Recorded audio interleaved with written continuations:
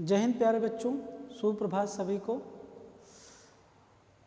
प्राथमिक शिक्षा के कार्यक्रम के अंतर्गत हम लोग जिस योजना का चर्चा कर रहे थे पिछले क्लास में, सर्व शिक्षा अभियान, जिसके अंतर्गत मैंने आप लोगों को सर्व शिक्षा अभियान से परिचित कराया और उसमें जो मूलतः उसके उद्देश्य थे, लक्ष्य थे, उसको हमने आप लोगों के सामने रखा।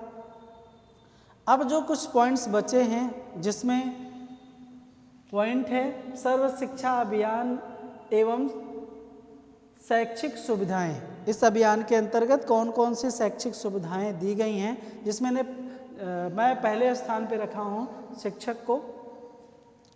तो विद्यालयों में शिक्षकों की नियुक्ति एवं संसाधन उपलब्ध कराने का जो काम है वो सर्व शिक्षा अभियान का है।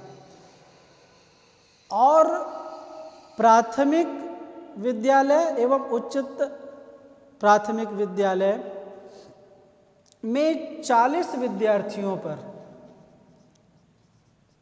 40 छात्रों पर एक शिक्षक की नियुक्ति सर्व शिक्षा अभियान करता है। कितने पर? बहुत जगह आप देखेंगे यूपी टेट, सी टेट में ये प्रश्न पूछता है कि एक शिक्षक पर कितने छात्र होने चाहिए, तो 40 छात्र होने चाहिए। ठीक है। और उच्च प्राथमिक विद्यालय में हर एक कक्षा में एक शिक्षक होने चाहिए। और जब हम प्राथमिक की बात करते हैं तो वहाँ पर 2 शिक्षक होने आवश्यक होते हैं, जिसमें एक शिक्षक पुरुष हो तो दूसरा शिक्षक महिला होनी चाहिए। तो ये पूरा का पूरा जो उत्तरदायित्व है ये किसका है? सर्व शिक्षा अभियान का है, जो कि ये सुविधाएं प्राथमिक सेक्टर में दिया जाता है। ठीक है प्यारे बच्चों। उसके पश्चात जो सुविधाएं हैं वो है विद्यालय। ठीक है। तो विद्यालय सुविधाएं या विद्यालयी सुविधाएं कह सकते हैं।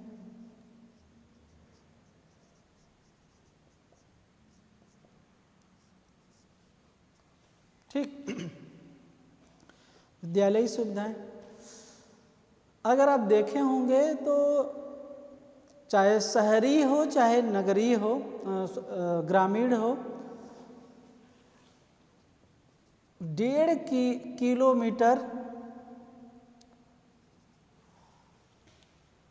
के अंतर्गत ही एक प्राथमिक विद्यालयों की स्थापना की जानी चाहिए। ये सर्व शिक्षा अभियान का उत्तरदायित्व है।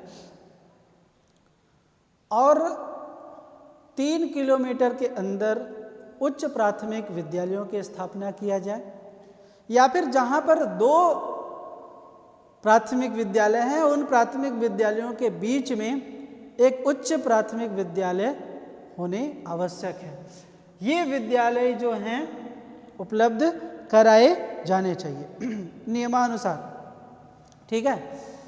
और जहां पर शिक्षा गारंटी योजना की बात कर रही है, जहां पर ऐसी सुविधाएं नहीं है, जहां इलाका पिछड़ा है, जहां पर कुछ बच्चे ही मिल पा रहे हैं पढ़ने के लिए, वहाँ भी या उन क्षेत्रों में भी विद्यालयों की स्थापना की जानी चाहिए। विद्यालय जब स्थापित होंगे तभी बच्चों को शिक्षा और दीक्षा मिल सकती है। विद्यालय ही नहीं रहेंगे तो शिक्षा कैसे प्राप्त होगा? तो इसलिए सर्व शिक्षा का जो दूसरा सुविधा है वो विद्यालयीन सुविधाएं उपलब्ध कराने की है। ठीक है, बात समझ में आया?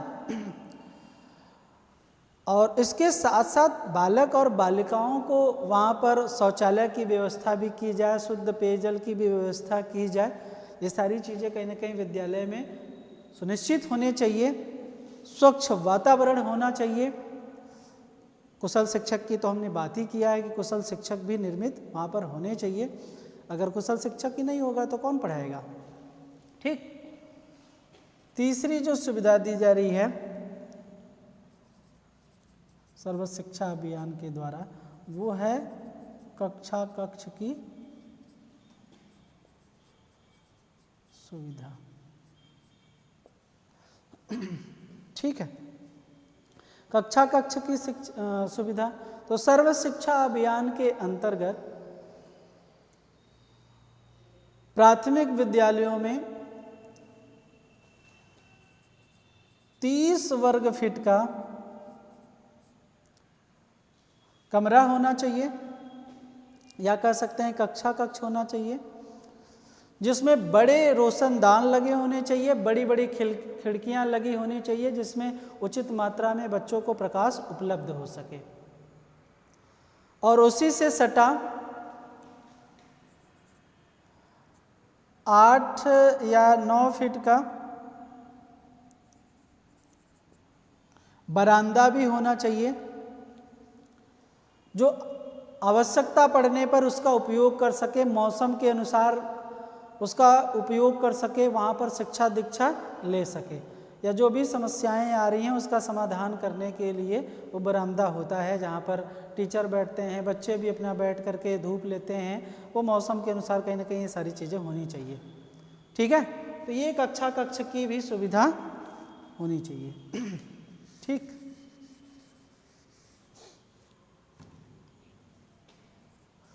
चौथी जो सुविधा दिया जाए वो है बच्चों को निःशुल्क पुस्तक। ठीक है, सर्व शिक्षा अभियान के अंतर्गत जो अनुसूचित जातियां हैं, जो जनजातियां हैं, जो पिछड़ी हुई जातियां हैं कह सकते हैं, उनके बच्चों के लिए निःशुल्क पुस्तक की व्यवस्था की जानी चाहिए, जिससे कि उनकी शिक्षा बाधित न हो। ऐसे बच्चे जिनको पुस्तक का अभाव रहता है, अभिभावक पे बहुत ज़्यादा भार ना पड़े, इसके लिए इनको निःशुल्क पुस्तक की व्यवस्था भी सर्व शिक्षा अभियान करता है। राज्य भी अपना पूर्ण योगदान देता है इन बच्चों के लिए, निःशुल्क पुस्तक की व्यवस्था करता है, वो सुविधाएं उपलब्ध कराता है, जिसकी वजह से इन बच्चों को कहीं ना कहीं ये पुस्तक मिल पाता है, जिसके कारण वो पढ़ पाते हैं। ठीक, चौथी जो सुविधा या पांचवी जो सुविधा है वो है शिक्षण अधिगम सामग्री।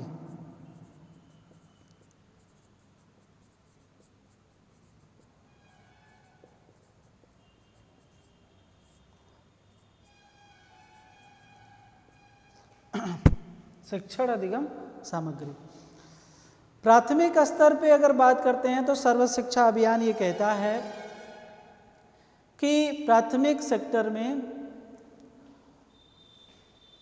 शिक्षण सामग्री के लिए जो है 10,000 प्रति विद्यालय, 10,000 रुपया प्रति विद्यालय प्रति वर्ष दिया जाना चाहिए, जिससे कि शिक्षण से संबंधित सामग्रियों को खरीद सके या निर्माण करवा सके, जिससे प्राथमिक सेक्टर में शिक्षण को प्रभावशाली बनाया जा सके, उनके गुणवत्ता में सुधार किया जा सके।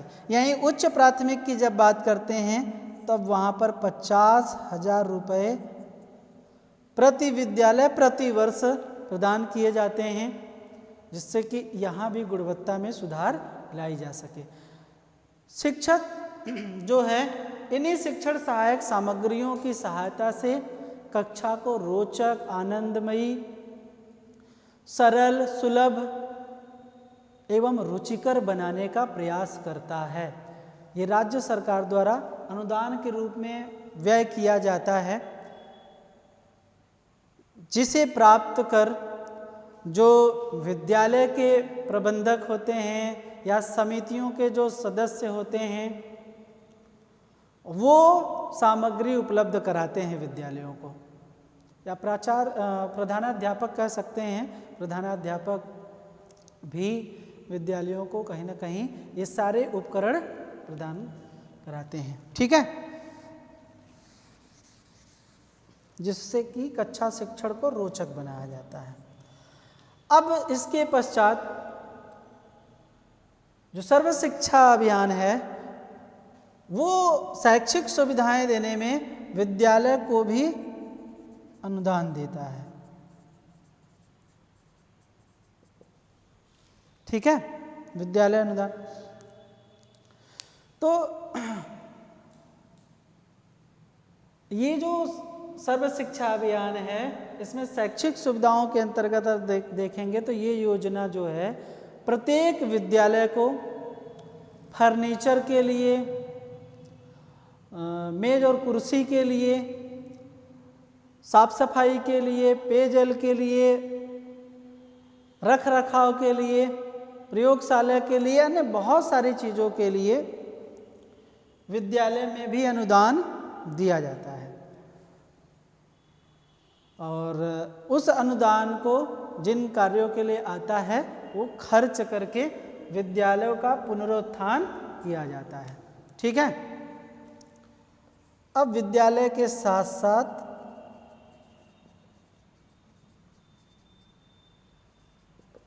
शिक्षक अनुदान भी दिया जाता है। इस योजना के अंतर्गत शिक्षक अधिगम के लिए भी अनुदान की व्यवस्था की गई है।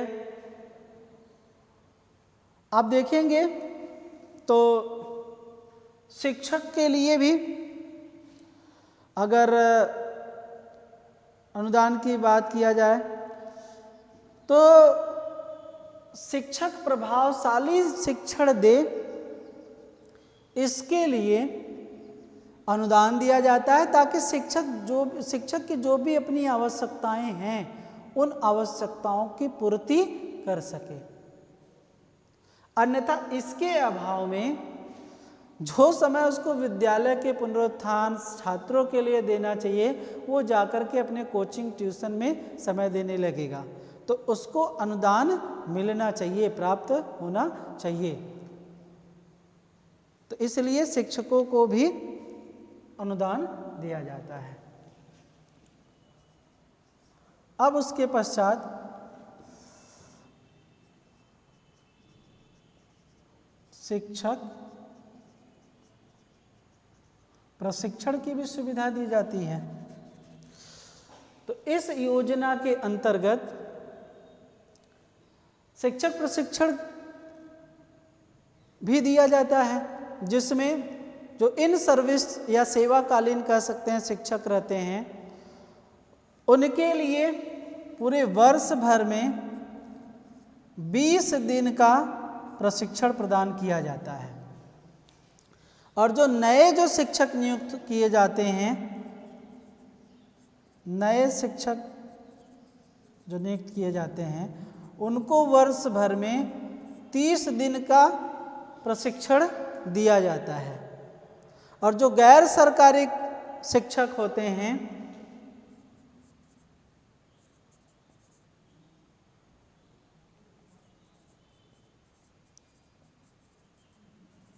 उनके प्रशिक्षण के लिए आप देखेंगे तो लगभग जो है वो 60 दिनों का पूरे वर्ष भर में तय किया गया है, वो प्रशिक्षण प्रदान करेंगे। ठीक है प्यारे बच्चों, जिससे अब इस साल भर के शिक्षण में जो बच्चों में विविधताएं हैं या बच्चों को पढ़ाते समय जो समस्याएं आ रही हैं उन समस्याओं का समाधान भी किया जाता है इस प्रशिक्षण में। और उन बच्चों को अलग किस टेक्नोलॉजी की सहायता से, अलग किस मेथड्स की सहायता से सिखाया जाए जिससे वो ज़्यादा से ज़्यादा सीख पाए, इसलिए ये शिक्षक प्रशिक्षण दिया जाता है प्यारे बच्चों।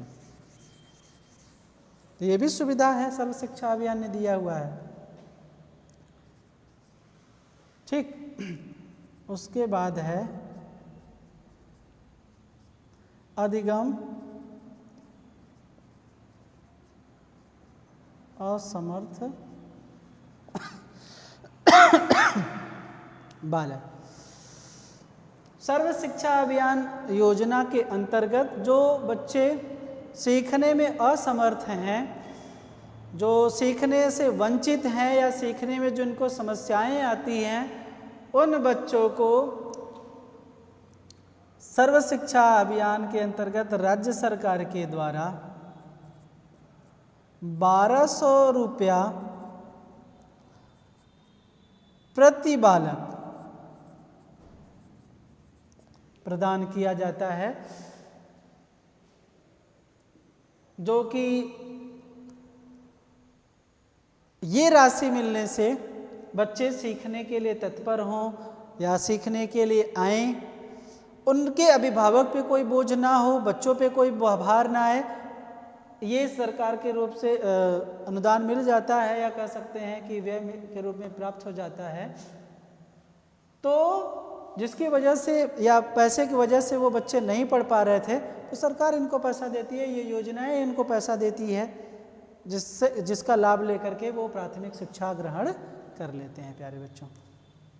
तो ये हर एक बालक को प्रतिवर्ष 1200 रुपया मिलता है। ठीक है, इतनी बात समझ में आया? फटाफट इसको नोट कर लीजिए, फिर आगे बढ़ते हैं। ये जितने हेडिंग हैं सब नोट कर लीजिए आप लोग। ठीक है, अब सर्व शिक्षा अभियान की जो योजनाएं हैं उस योजनाओं को देख लेते हैं, जिसमें पहला योजना है शिक्षा गारंटी योजना। ठीक, तो अप्रैल 2001 में शिक्षा गारंटी योजना को सर्व शिक्षा अभियान के साथ जोड़ दिया गया। इसमें दूर दराज के जो कम जनसंख्या वाले क्षेत्रों में अगर 20 बच्चे हैं, पढ़ने वाले 25 बच्चे हैं, तो वहाँ पर सर्व शिक्षा जो गारंटी योजना केंद्र है उसको खोला जाएगा।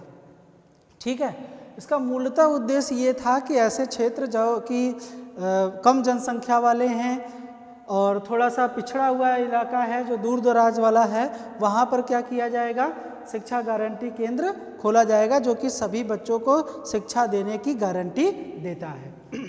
दूसरा जो योजना है इसके अंतर्गत किया गया था ऑपरेशन ब्लैक बोर्ड योजना। देखिए, ऑपरेशन ब्लैक बोर्ड जो योजना है प्यारे बच्चों, उस योजना को अगर हम लोग देखेंगे तो ये योजना शिक्षा में गुणवत्ता लाने के लिए, और सन 1986 में इस योजना का प्रारंभ किया गया था। इस योजना के अंतर्गत ब्लैक बोर्ड, चित्र मानचित्र, ग्लोब, टीचिंग लर्निंग से रिलेटेड जितनी भी सहायक सामग्रियां हैं वो सहायक सामग्रियां उपलब्ध कराना इसका मुख्यतः कार्य था। और इस योजना के माध्यम से शिक्षा की गुणवत्ता में सुधार लाना, प्राथमिक शिक्षा में। उच्च शिक्षा में भी ठीक उसी प्रकार से जो सामग्रियां चाहिए, उन सामग्रियों को कहीं ना कहीं ये ऑपरेशन ब्लैक बोर्ड उपलब्ध कराता था। और जो कुशल शिक्षकों की नियुक्ति होती थी, वो टीचर इन सामग्रियों का उपयोग करके शिक्षण को काफ़ी प्रभावशाली बनाते थे। और ये जो योजना है 2003 में इस योजना को भी सर्व शिक्षा अभियान के अंतर्गत जोड़ दिया गया। सन 2014 और 15 तक 90% प्राथमिक और 80% जो है उच्च प्राथमिक विद्यालयों को इस योजना का लाभ मिला।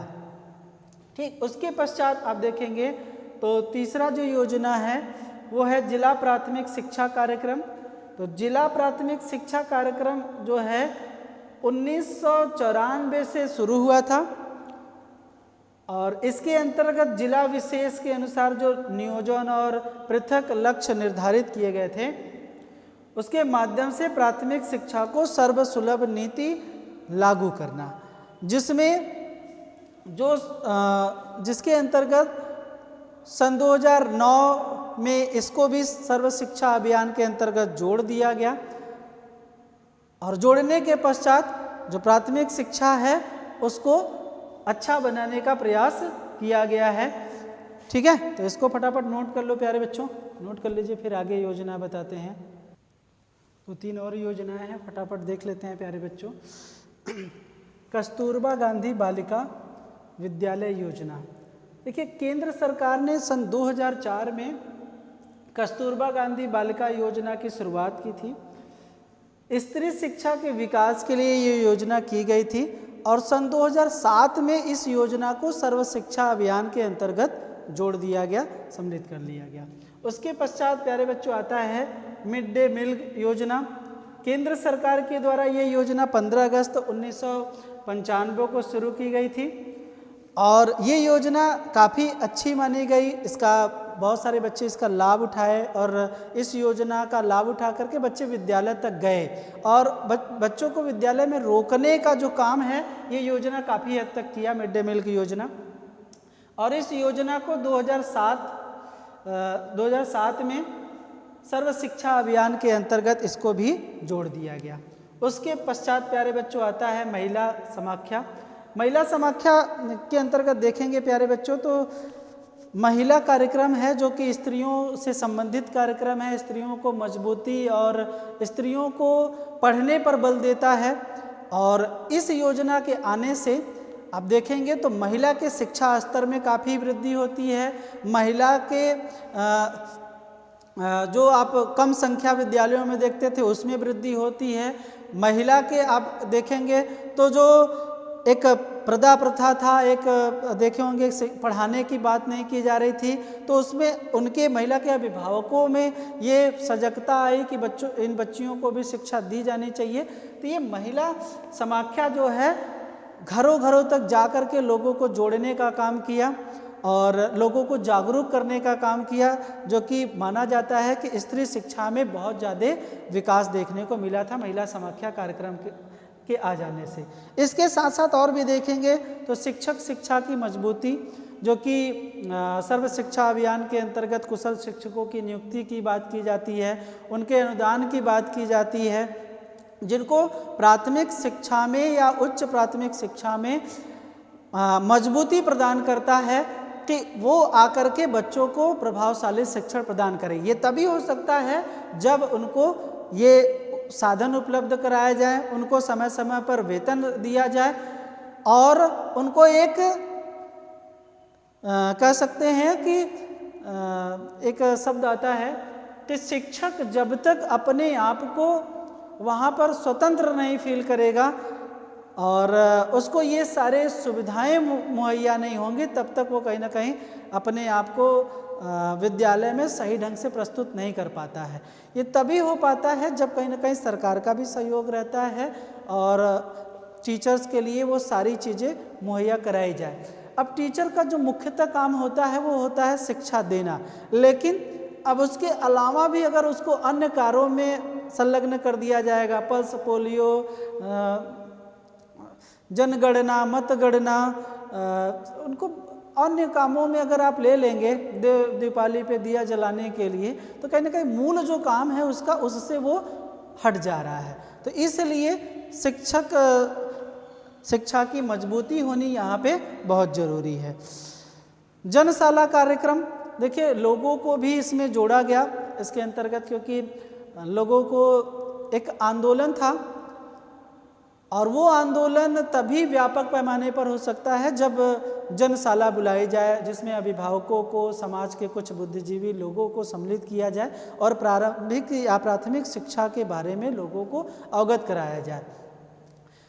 तो वहाँ के जो सामाजिक जो विद होते हैं, शिक्षाविद हैं या फिर बुद्धिजीवी जो लोग हैं, वो शिक्षा में जुड़ी जो समस्याएं हैं वो अपने हद तक भी समाधान करने का प्रयास करते हैं और वो भी शिक्षा की साक्षरता को ऊंचा उठाने में एक अमूल च्युत कहीं ना कहीं प्रयास करते हैं, जिसकी वजह से हम जो संकल्पना देख रहे हैं सर्व शिक्षा अभियान का, कि ये सर्व शिक्षा अभियान जो है ये तमाम योजनाओं को सम्मिश्रण ले करके एक सामान्य शिक्षा में बहुत बड़ी भागीदारी लेगा और शिक्षा स्तर में काफ़ी सुधार देखने को मिलेगा। ये तभी हो सकता है जब जनशाला कार्यक्रम कराया जाएगा। ठीक है प्यारे बच्चों, तो ये था सर्व शिक्षा अभियान से संबंधित महत्वपूर्ण बातें। अब कुछ पॉइंट इसमें रह जाते हैं जो सर्व शिक्षा अभियान के अंतर्गत कौन कौन से कार्य किए गए, उसका मूल्यांकन करेंगे। तो कहीं ना कहीं दोनों पक्षों को देखेंगे, गुण दोष क्या है, सुझाव क्या दिए गए, ये सारे पॉइंट्स कहीं ना कहीं रह जाते हैं, जिसको देखने के लिए आपको नेक्स्ट मेरा वीडियो देखना पड़ेगा। तो आज का क्लास कैसा रहा प्यारे बच्चों, और जो भी समस्याएं होंगी आप लोग कमेंट करके बताइएगा। आज के लिए इतना ही, धन्यवाद।